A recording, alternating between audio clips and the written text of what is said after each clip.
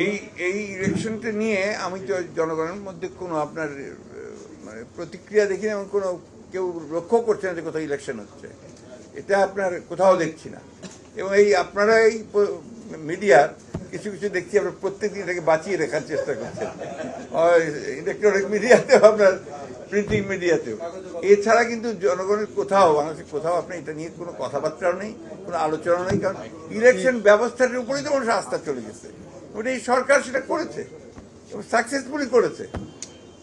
এইটাই এই জায়গাগুলো কিন্তু আমাদেরকে রিকভার করতে হবে। আজকে দুর্ভাগ্য আমাদের যে আমরা দেখি খুব কষ্ট হয়, আপনারা কিছু মনে করবেন না, আপনারা আমাদের কিছু কিছু মিডিয়া আছেন যারা সরকারের সমালোচনা করেন না, হয়তো ভয়ে করেন না অথবা আপনার বিভিন্ন কারণে করেন না, বিএনপির সমালোচনা করতে তারা একেবারে সিদ্ধহস্ত, খুঁজে খুঁজে বার করছেন কোথায় কি প্রবলেম আছে না আছে।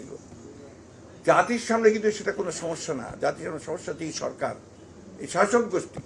এখানে কিন্তু আমি মনে করি এটা কোনো আপনার হাস্যকর ব্যাপার নয়।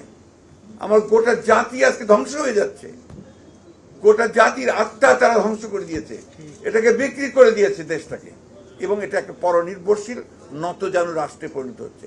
আজকে গোটা জাতিকে তারা, আপনি খুব ভালো করে জানেন যে কীভাবে ঋণের বোঝা চাপিয়ে দেওয়া হয়েছে।